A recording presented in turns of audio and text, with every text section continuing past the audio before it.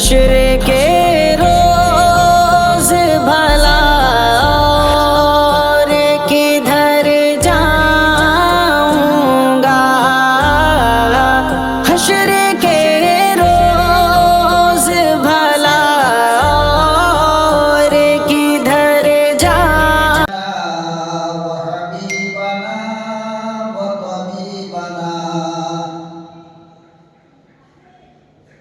ومرشدنا ومولانا محمدا عبده ورسوله أرسله بالحق بشيرا ونذيرا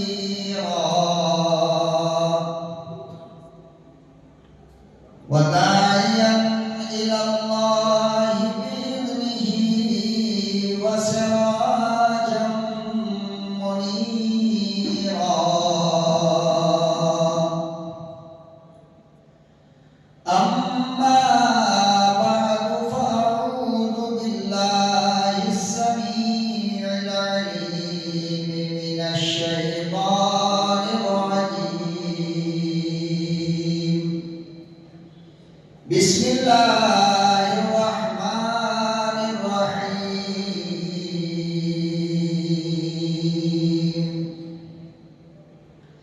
سبحان الذي أسرى بعبده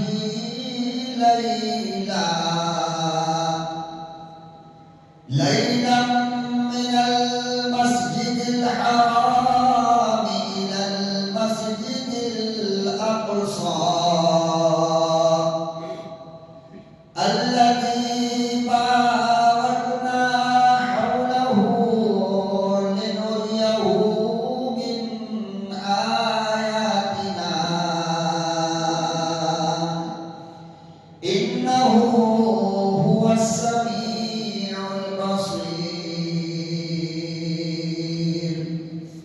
صدق الله مولانا العلي العظيم وبلغنا رسوله النبي الكريم ونحن على ذلك لمن الشاهدين والشاكرين والحمد لله رب العالمين.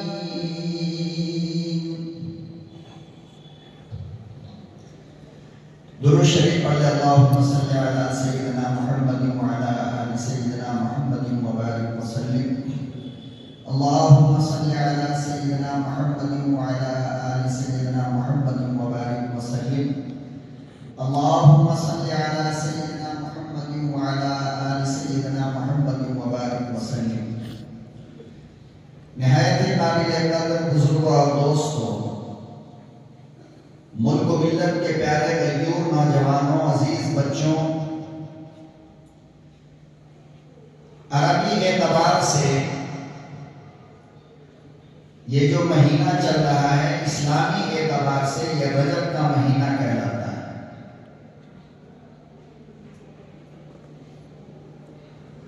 اور اس کے بعد انشاءاللہ شعبان کا مہینہ آئے گا اور اس کے بعد رمضان المبارک کا مقدس مہینہ آئے گا. اس مہینے کی 27 تاریخ کو اسلام کا ایک واقعہ پیش آیا ہے جسے معراج کہتے ہیں. معراج کیا ہے اور معجزہ کسے کہتے ہیں، اس کو سمجھنا ہمارے لیے اور آپ کے لیے ضروری ہے.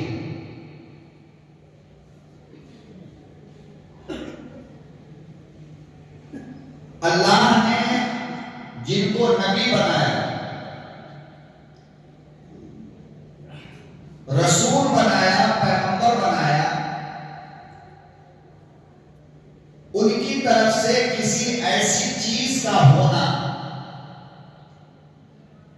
جس کو عقل ماننے کو تیار نہ ہو کہ ایسا ہو سکتا ہے کیا، ممکن نہیں. اگر یہ کام نبی کے طرف سے ہوتا ہے تو اس کو معجزہ کہتے ہیں. اور اگر یہ کام کسی ولی کی طرف سے ہو تو اس کو کرامت کہتے ہیں.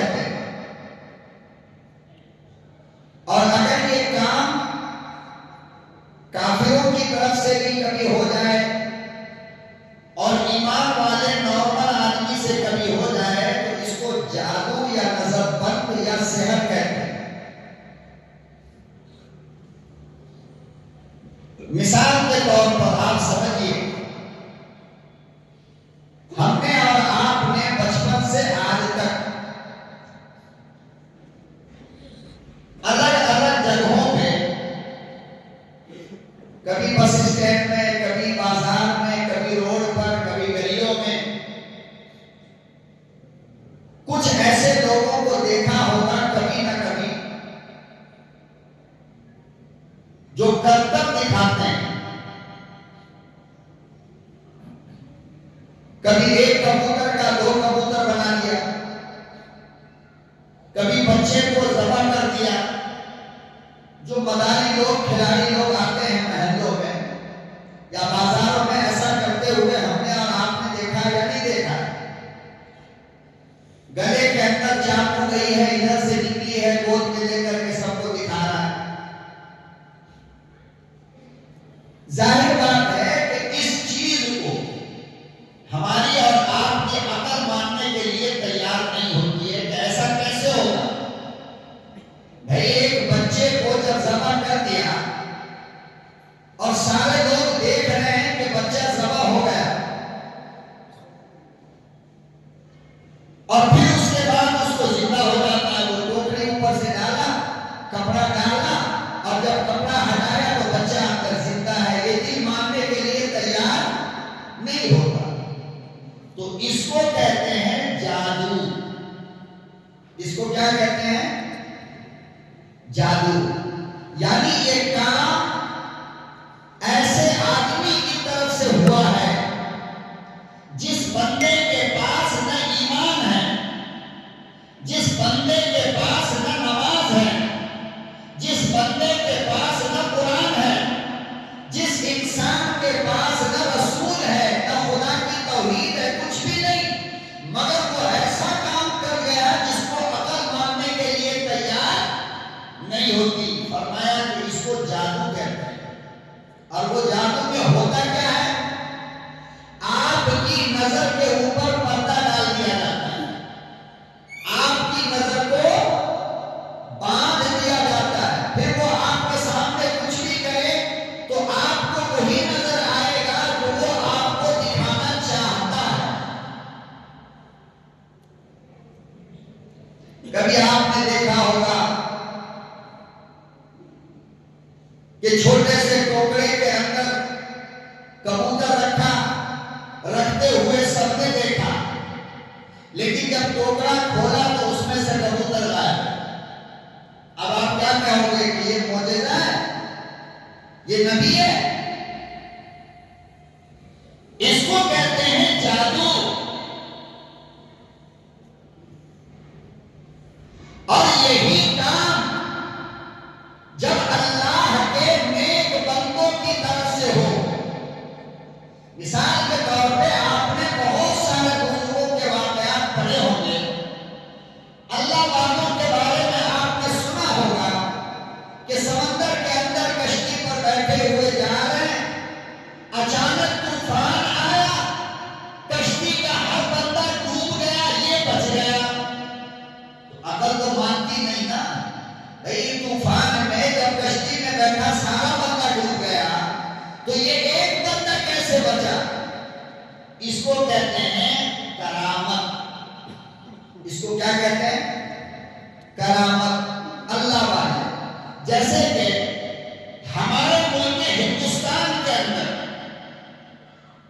صوبہ بہار کے ایک بہت بڑے اللہ والے گزرے ہیں، بہت بڑے اللہ والے، جن کو حضرت مولانا بشارت کریم رحمۃ اللہ علیہ کہا جاتا ہے. دربھنگہ ڈسٹرکٹ کے تھے وہ، آج بھی ان کی مزار ہے. ایک بندے نے جو ان کو جاننے والے ہیں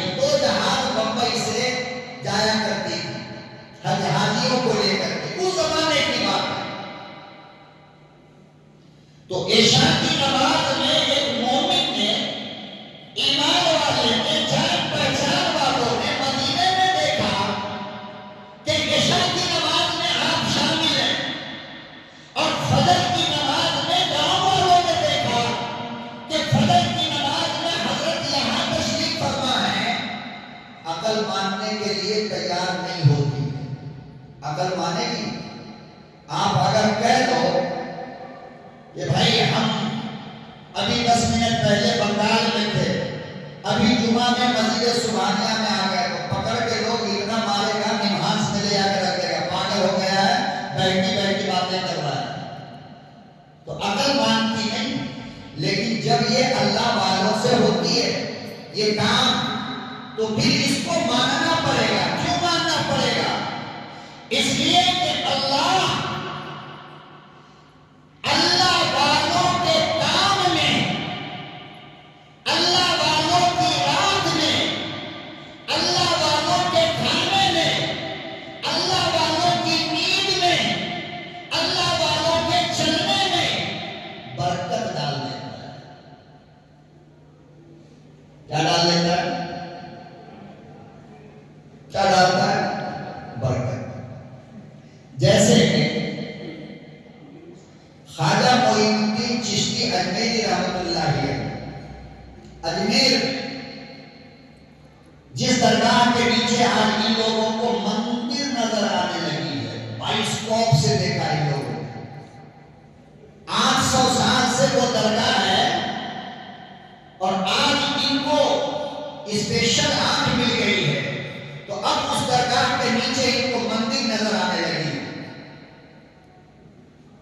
تو 800 سال پہلے حضرت جب وہاں تشریف لائے تو وہاں ایک راجا کی حکومت تھی اور راجا ہندو ہوا کرتا تھا، مسلمان نہیں، مسلمان بادشاہ ہوتے تھے اور راجا ہندو ہوتا تھا، تو ہندو راجا تھا۔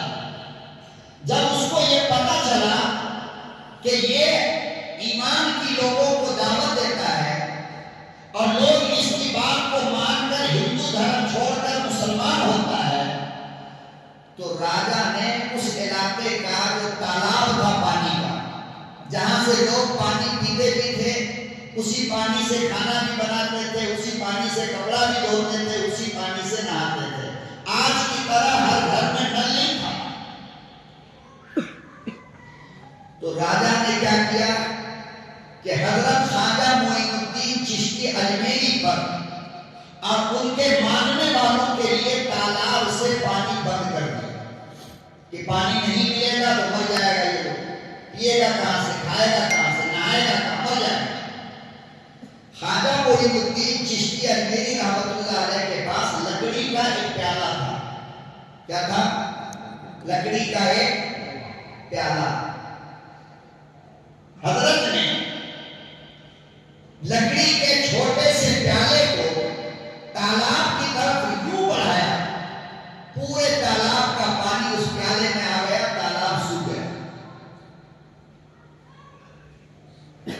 اب اس کو عقل مانتی ہے کہ بھائی اتنا چھوٹا پیالہ اتنا بڑا تالاب کیسے آئے گا؟ عقل نہیں مانتی۔ لیکن چونکہ یہ کام اللہ کے ولی کی طرف سے ہوا ہے لہذا اس کو کرامت کہتے ہیں اور ماننا پڑے گا۔ کیوں؟ اس لیے کہ میری تیری نظر میں وہ لکڑی کا ایک پیالہ ہے، لیکن اللہ نے اس میں برکت ڈالا تو وہ تالاب سے 1000 گنا بڑا ہو گیا۔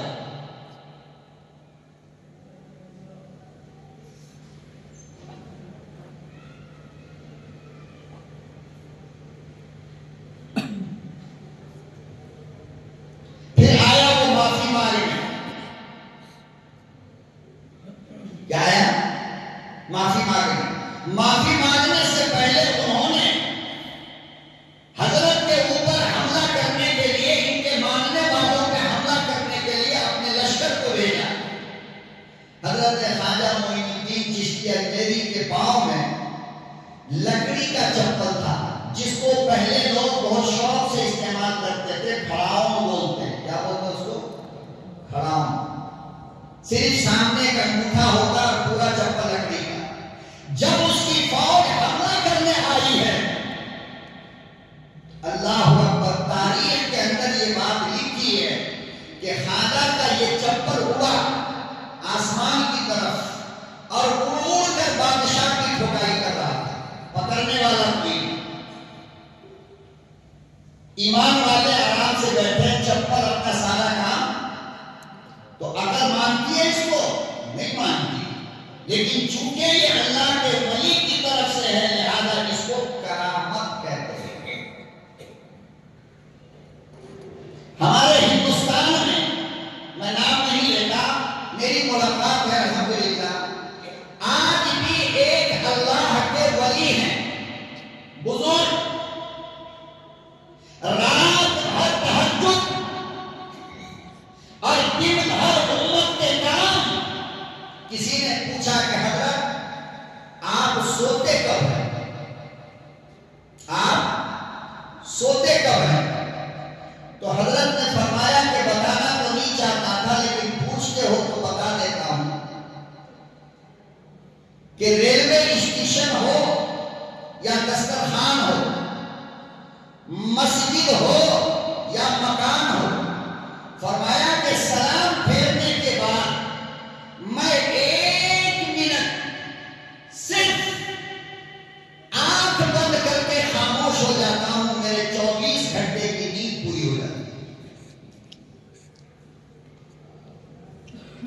یہ کیا ہے؟ یہ اللہ نے فرمایا، جناب رسول اللہ صلی اللہ علیہ وسلم نے، من کان للہ کان اللہ لہ، کہ جو اللہ کا ہو جاتا ہے اللہ اس کا ہو جاتا ہے۔ اب کاہے کی نیند بھی تو اللہ کی مخلوق ہے نا، تو 1 منٹ کی نیند میں جو اللہ کا غلام بن گیا، 1 منٹ کی نیند برابر ہے ہماری 24 گھنٹے کی نیند کے۔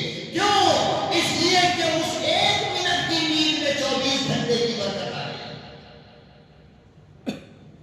آج بھی وہ ولی کامل زندہ ہے، موجود ہے، مگر آپ کو اپنے کام دھندے سے، لڑائی دنگا فساد سے چھٹی ملے تو ملیے گا نا ایسے لوگوں سے۔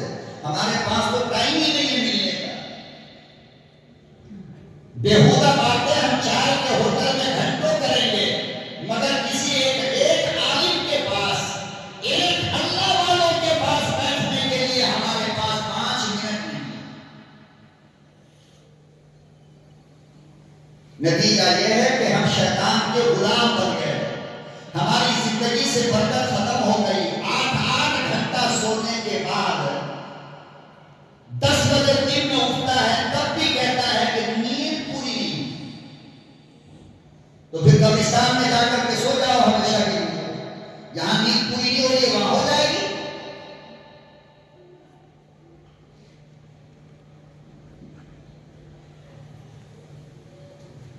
پیٹ بھر کے اتنا کھا لے گا اور 2 گھنٹے کے بعد کہے گا یار بھوک لگ رہی۔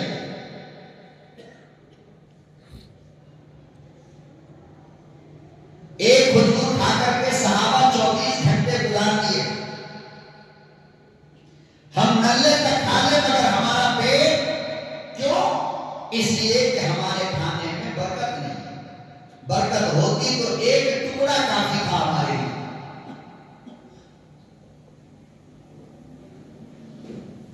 تو اللہ والوں کی طرف سے اگر ایسا کام ہو جس کو عقل نہیں مانتی، اس کو کرامت کہتے ہیں، عام لوگوں کی طرف سے اگر اس طرح کی حرکتیں ہو، چمتکار جس کو کہتے ہیں، تو اس کو جادو کہتے ہیں۔ اور نبی کی طرف سے اگر ایسا کچھ ہو جس کو دماغ نہیں مانتا ہو تو اس کو معجزہ کہتے ہیں۔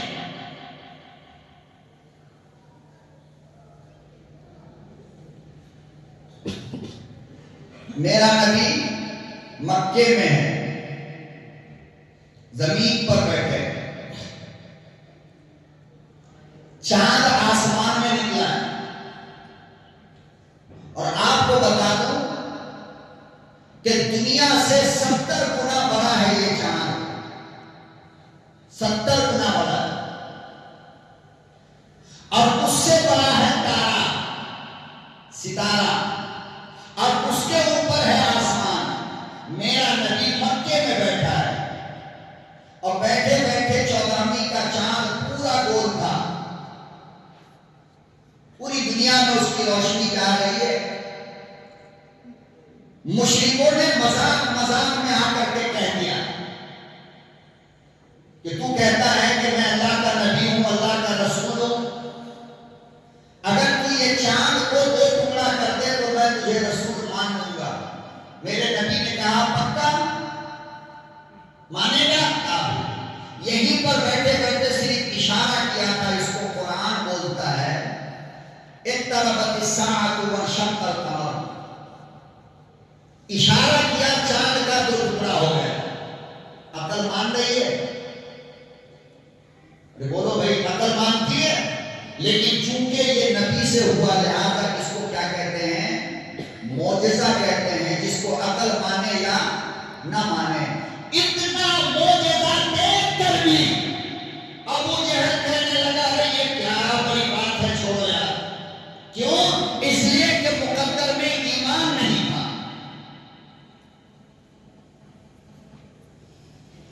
ایک مرتبہ کنکر لے کر آیا ہاتھ میں مٹھی میں. مکے کے کسی پہاڑ سے اٹھا لیا ہوگا اور کنکر لے کر نبی کی خدمت میں آیا اور کہنے لگا کہ میرے ہاتھ میں یہ کنکر ہے. اگر یہ تیرا کلمہ پڑھ لے اور یہ کہہ دے کہ تو اللہ کا رسول ہے تو میں مان لوں گا. مٹھی کھولا کنکر خود بخود اڑا وہاں سے اور ابو جہل کے سامنے آ کر کہنے لگا اشہد ان لا الہ الا اللہ واشہد ان محمد رسول اللہ. عقل مانتی ہے کہ پتھر بولے گا لیکن چونکہ یہ نبی سے ہوا ہے لہذا اس کو معجزہ کہتے ہیں. ابو جہل کہنے لگا یہ جادو ہے. میں نہیں مانتا اس کو جادو ہے. ایک نمبر کا بدنصیب تھا. شکر مناؤ مسلمانوں. تم واقعی میں قسمت کے دھنی ہو. مقدر کے سکندر ہو تم کہ تم نے نبی کا معجزہ دیکھے بغیر نبی کو مان لیا. بہت بڑی بات ہے. ہم اور آپ سمجھتے نہیں. ہم نے نبی کو دیکھا نہیں مان لیا. معجزہ دیکھا نہیں مان لیا. جو میرے نبی نے کہا 1450 سال پہلے ارے مسلمانوں تم اپنی قسمت میں فخر کرو کہ 1450 سال پہلے نبی نے جو کہا کہ پہلے دائیں ہاتھ میں چپٹ پہنا کرو ہم اسے بھی مانیں. ابو جہل نے چاند کو پھٹتے ہوئے دیکھا نہیں مانا. ہم نے قرآن میں پڑھا مان لیا.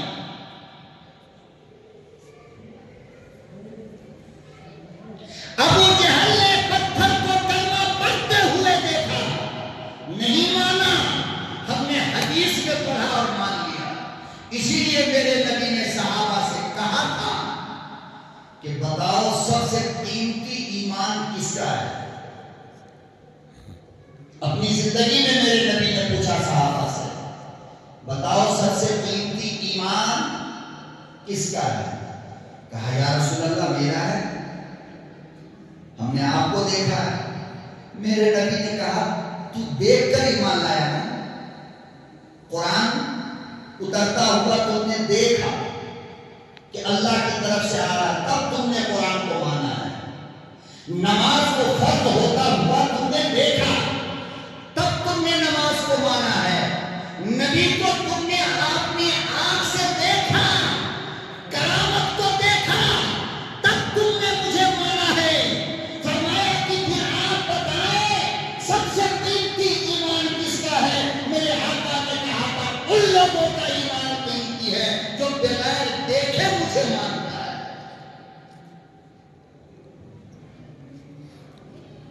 نہ مجھے دیکھا نہ قرآن کو آتے دیکھا نہ میرا گھر دیکھا میرے صحابیوں تم کو بھی نہیں دیکھا.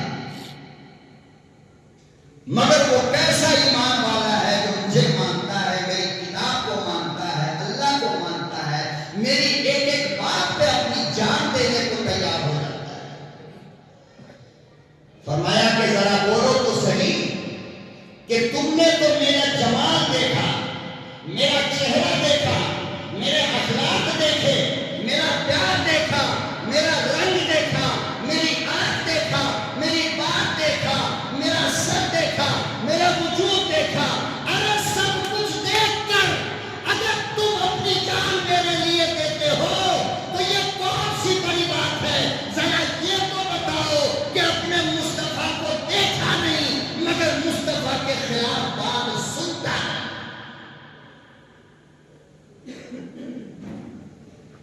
فرمایا ان کا ایمان سب سے قیمتی ہے، اور ان میں کون لوگ ہیں؟ ہم ہیں، آپ ہو۔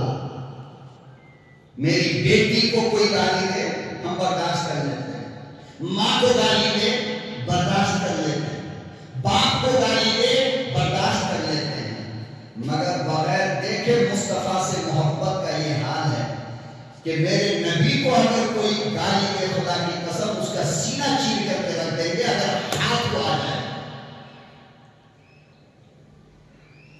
وہ زبان نہیں رہ سکتی جو مصطفیٰ کو گالی دے۔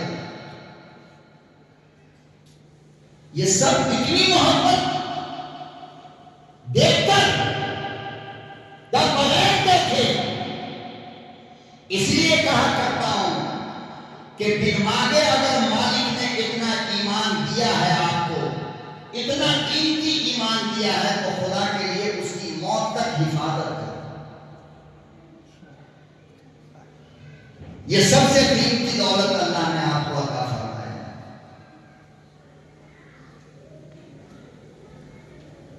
جس کے لیے جھولی پھیلا کر موسیٰ نے دعا مانگی ہو، عیسیٰ نے دعا مانگی ہو، ابراہیم نے دعا مانگی ہو کہ محمد کی امت میں مجھے پیدا کر دے، یہ میری آخری تمنا ہے۔ بن مانگے رب نے تجھے اس کی امت میں پیدا کیا تو اس کی حفاظت نہیں کرو گے؟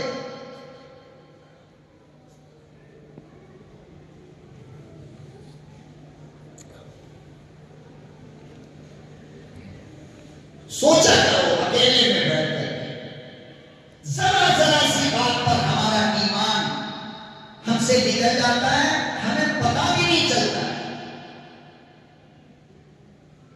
کبھی داڑھی کا مذاق بنا کر کافر بن گئے، کبھی نماز کا مذاق بنا کر کافر بن گئے، کبھی ٹوپی کا مذاق کر کے کافر بن گئے، کبھی مسواک کی توہین کر کے کافر بن گئے، کبھی عالموں کی توہین کر کے ایمان سے نکل گئے، کبھی مسجد کی عوام کو یہ کہہ دیا کہ ارے نیند خراب کر رہا ہے، کافر بن گئے۔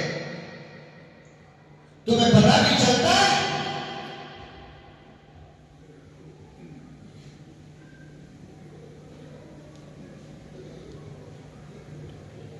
داڑھی نہیں رکھتے ہو، کم سے کم اتنا تو کرو کہ داڑھی کا احترام تو کرو، داڑھی کی عزت تو کرو۔ ایمان تو رہے گا، لیکن توہین کر دو گے تو ایمان چلا جائے۔ اتنی بڑی ہو گئی، تھوڑی بڑی ہو گئی تو اللہ معاف کرے، اللہ معاف کرے، ہزار بار توبہ، اللہ ان کو بھی معاف کرے۔ بیویاں کہتی ہیں کہ اجی داڑھی پڑ گئی، اچھی نہیں لگ رہی۔ آپ بتاؤ ذرا سوچ سمجھ کر کے مجھے، فیصلہ آپ سناؤ، اس کا ایمان رہے گا؟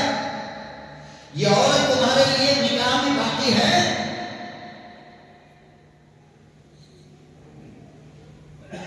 اب اس کے بعد پوری زندگی اس کے ساتھ رہو گے، زنا ہوگا یا نہیں؟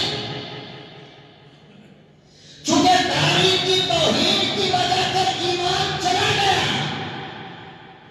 اب وہ یہ سمجھ رہی ہے کہ ایمان ابھی باقی ہے۔ جب یہ سمجھی تو دوبارہ نکاح تو ہوا نہیں نا۔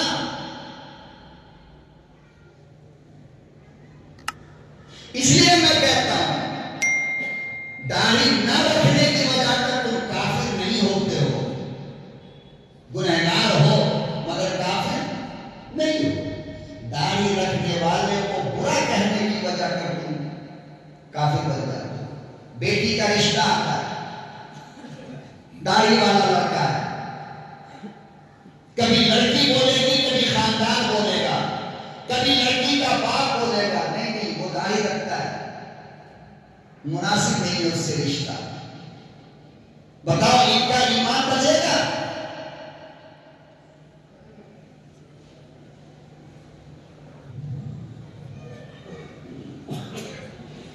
بہرحال میرے محترم بزرگوں اور دوستوں، میرے مالک نے، کائنات کے رب نے پیغمبر کو بغیر دیکھے جو ایمان کی دولت عطا فرمائی ہے، خدا کے لیے کوئی کام ایسا مت کرو جس سے ایمان چلا جائے۔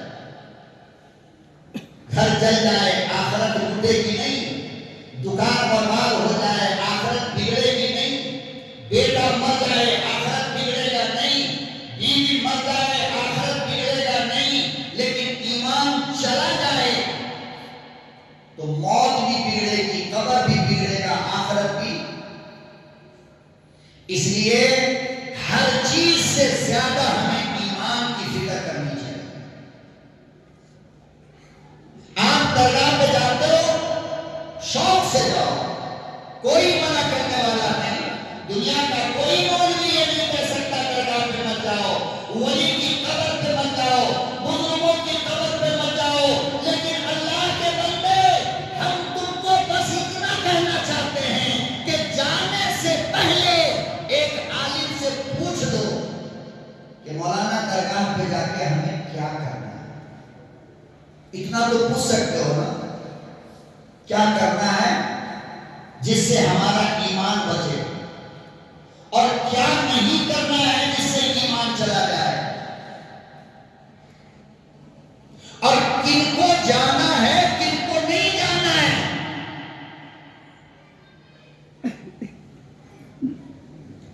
میرے نبی نے کہا کہ قبروں کی زیارت کیا کرو، کثرت سے قبرستان جاؤ۔ تو ہم کون ہوتے ہیں منع کرنے والے؟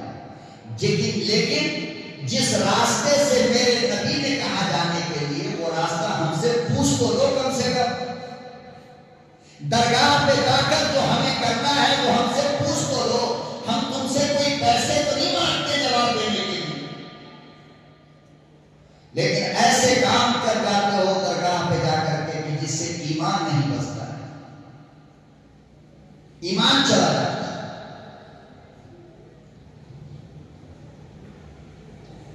ایمان کی فکر کرو، اپنے ایمان کی بھی، اپنے بیوی بچوں کے ایمان کی بھی فکر کیا کرو۔ کچھ نہیں، فقیر بن کر کے دنیا سے جاؤ، لیکن ایمان لے کر کے جاؤ کہ اللہ جنتیوں کا سردار تم کو بنا دے گا، جنت الفردوس میں اللہ داخلہ دلا دے گا۔ ارب و خرب لے کر گئے، ایمان نہیں ہے، جہنم ہمیشہ کے لیے ٹھکانہ بن جائے گا۔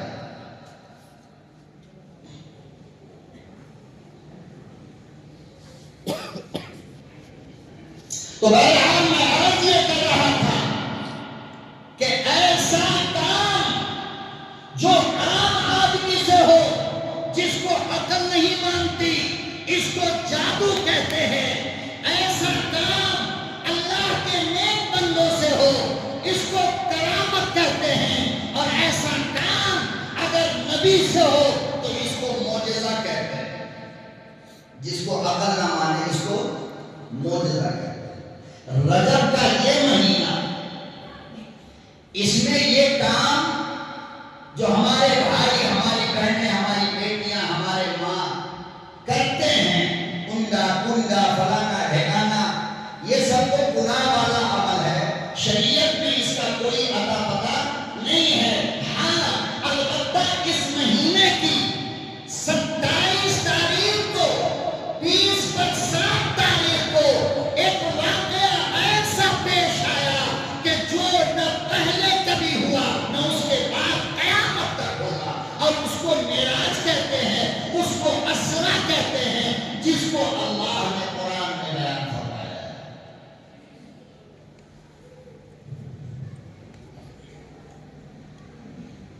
معراج کیا ہے؟ مدینہ والوں نے جب میرے نبی پہ، مکے والوں نے جب میرے نبی پر بہت زیادہ ظلم و ستم ڈھانے لگے، طرح طرح سے آپ کو تکلیف دینے لگے، اور آپ صلی اللہ علیہ وسلم کو کبھی ابا کی یاد آ جاتی تھی، کبھی اماں کی یاد آ جاتی تھی، کبھی دادا عبد المطلب کی یاد آتی تھی، اور کبھی چچا کی یاد ستانے لگتی تھی۔ تو آپ کا دل جب چاروں طرف سے دشمن ہی دشمن ہو، اور اپنے بھی ہوں غیر بھی ہوں، ظاہر بات ہے انسان ہے تو اس کا دل تو تھوڑا چھوٹا ہوگا۔ بولتے کیوں نہیں؟ ہوتا نہیں ہوتا؟ مثال کے طور پر ایک بہو آپ کے گھر میں آئی، نئی نئی بہو ہے، ابھی بیٹا کی شادی ہوئی، گھر میں آپ آتے ہی نند بھی بدمعاشی کر رہی ہے، ساس بھی بدمعاشی کر رہی ہے، سسر بھی بدمعاشی کر رہا ہے، شوہر بھی بدمعاشی کر رہا ہے. آپ بتاؤ اس لڑکی کے دل پہ کیا گزرتی ہوگی؟ اس کو سہارا کہیں بھی نظر آ رہا ہوگا کہیں سے نہیں. تو اس کے دل کے اندر ایک تکلیف پیدا ہوتی ہے. ان میں سے اگر کوئی ایک بندہ سپورٹ کے لیے کھڑا ہو جائے، مثال کے طور پر شوہر کہتے کہ ہم سب کو سمجھ لیں گے، تم ٹینشن مت لو، بیوی کا دل چھوٹا نہیں ہوگا، اس لیے کہ میرا شوہر میرے فیور میں بولتا ہے. لیکن شوہر کے اگر ناگن سانپ بن جائے تو پھر اس لڑکی کا جینا محال ہوتا ہے. ایسی ہی لڑکی کبھی آگ لگا لیتی ہے، کبھی رسی سے پھینکنے لگ جاتی ہے، دل ٹوٹ جاتا ہے. ماں باپ کو کتنا جا کر کے کہے گی؟ کوئی ایک تو ہو سسرال میں اس نئی لڑکی کی طرف سے سپورٹ کرنے والا. ساس آ جائے تو بھی دل کو تسلی ہوگی، سسر آ جائے تو بھی دل کو تسلی ہوگی، شوہر آ جائے تو بھی دل کو. لیکن جب چاروں طرف سے دشمن ہو تو عورت کو، لڑکی کو ایک ہی راستہ نظر آتا ہے، قیامت تک کے لیے موت کی نیند سو جاتا ہے. بس مکے کے اندر میرے نبی کی حالت یہ ہو گئی تھی کہ دوسرے لوگ تو ستا ہی رہے تھے. اپنا چچا ابو لہب جو نبی کو بچپن میں گود میں اٹھا کر کے منہ میں لقمہ ڈال کر کے کھلایا کرتے، یہ بھی پتھر اٹھا کر کے مارنا شروع کیا. اب چاروں طرف کوئی بھی آپ کو اپنا سپورٹ نظر نہیں آ رہا تھا تو آپ تھک گئے، دل ٹوٹ گیا. حضرت ام ہانی کے گھر میں آ کر کے تھک تھک آ کر کے سو گئے. پروردگار عالم نے قرآن کریم میں کسی کو بیان فرمایا، ارشاد فرمایا جبرائیل آؤ، ادھر آؤ، ذرا ایک بات سنو. عبداللہ کا یتیم آمنہ کا لاڈلا مایوس ہو گیا ہے، آمنہ کا لاڈلا تھک گیا ہے، ہر طرف سے دشمن کی للکار نے میرے محبوب کو توڑ کر رکھ دیا.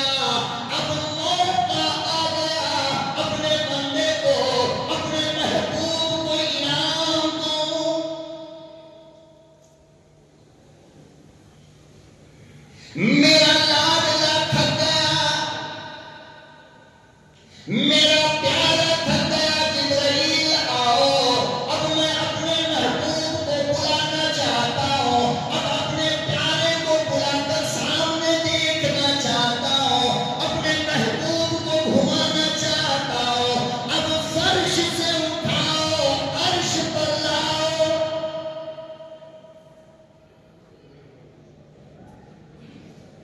گھر میں بیزار ہوتا ہے نا، بہت دن ہو گیا بیزار ہوا تو بیوی بچے کہتے ہیں ابو چلو اوٹی گھوم کر کے آتے ہیں، میسور گھوم کر کے آتے ہیں. بیوی کہتی ہے اجی بہت دن ہو گئے، چلو کسی اچھے ہوٹل میں کھانا کھا کر آتے ہیں. پتہ یہ چلا کہ ایک جگہ رہتے رہتے رہتے رہتے انسان اکتا جاتا ہے، تھک جاتا ہے. تو کہتا آؤ ذرا گھوم کر آئے. مکے کی سرزمین پر جب سارا مکہ دشمن ہو گیا، پتھروں سے مارا، گلے میں رسی ڈالا، جب اونٹ کی گندگی بدن پہ ڈالا تو میرے محبوب کو تھکاوٹ ہونے لگی اور میرا محبوب مایوس ہو گیا. میرا نبی بیزار تو نہیں لیکن تکلیف محسوس کرنے لگا. تو میرے اللہ نے کہا کہ دنیا زمین پر گھومتی ہے، میرا لاڈلا الگ ہے، میرا محبوب الگ ہے، اس لیے اس کو الگ لے کر کے آؤ، آسمان پر گھماؤ، جنت میں گھماؤ، نبیوں کا مکان دکھاؤ، ساری دنیا دکھاؤ. میرے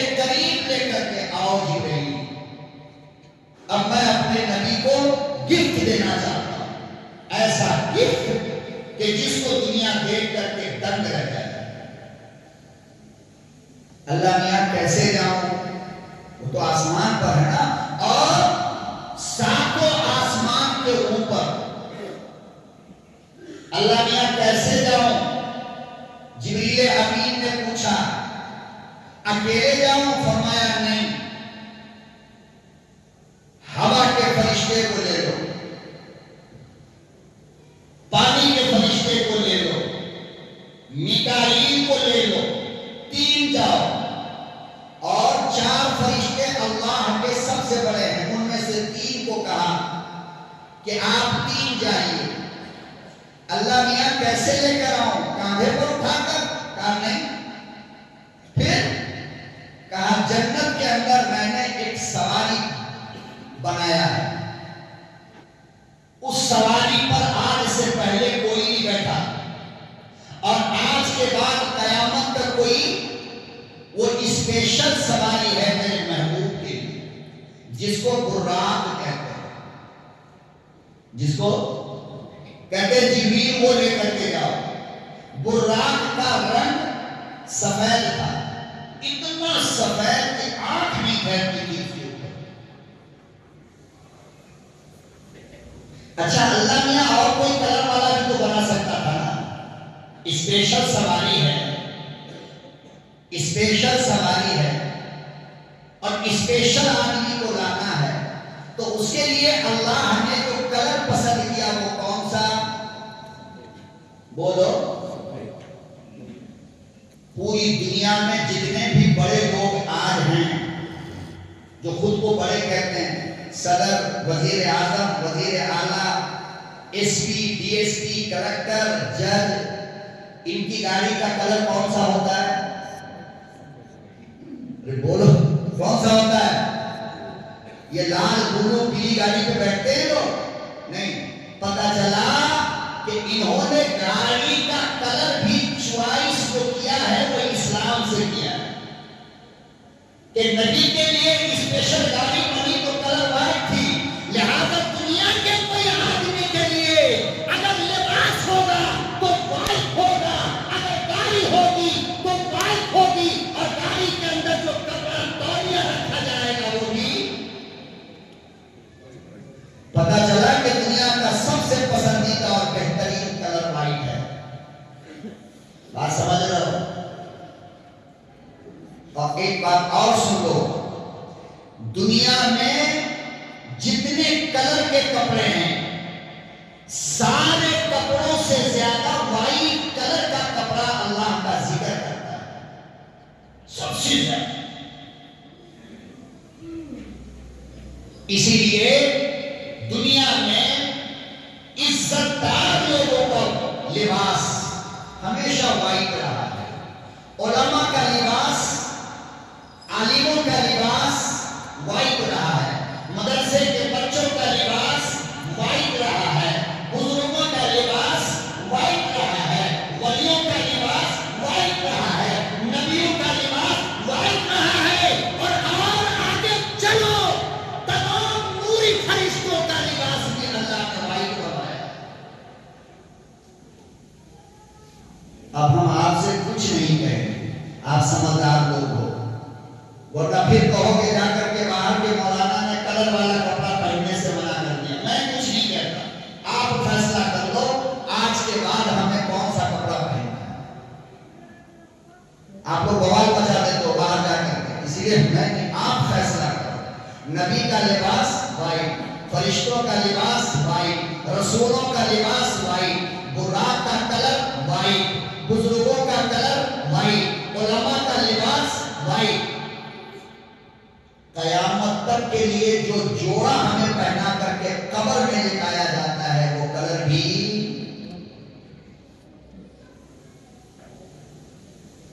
جس کو اتارنے کے بعد سیدھا جنت کا لباس پہنایا جائے گا قیامت کے دن انشاءاللہ.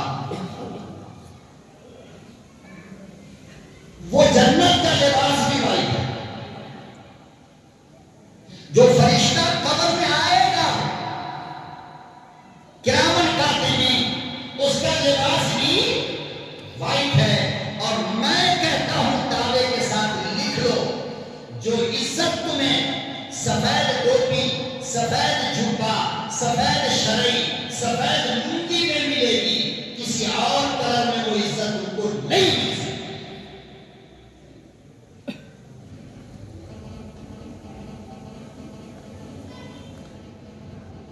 اس لیے عورتوں کو نہیں، لڑکیوں کے لیے کلر والا کپڑا نبی نے پسند کیا ہے۔ یہ مردوں کی بات کہہ رہا ہوں۔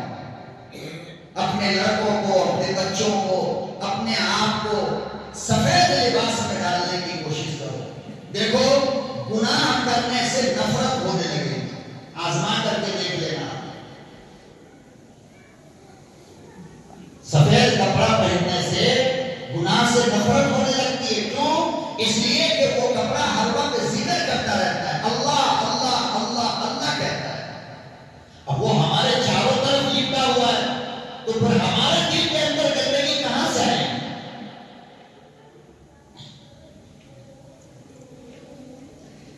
بہرحال سفید کلر کا برا جنت سے لے کر جو گھوڑے سے چھوٹا تھا اور گدھے سے تھوڑا بڑا تھا، اس کو خچر کہتے ہیں۔ جبریل امین لے کر کے آ گئے، کہاں آئے؟ مکہ المکرمہ میں آئے۔ آگے کیا ہوا انشاءاللہ آئندہ جمعہ کو اللہ عمل کی توفیق عطا فرمائے۔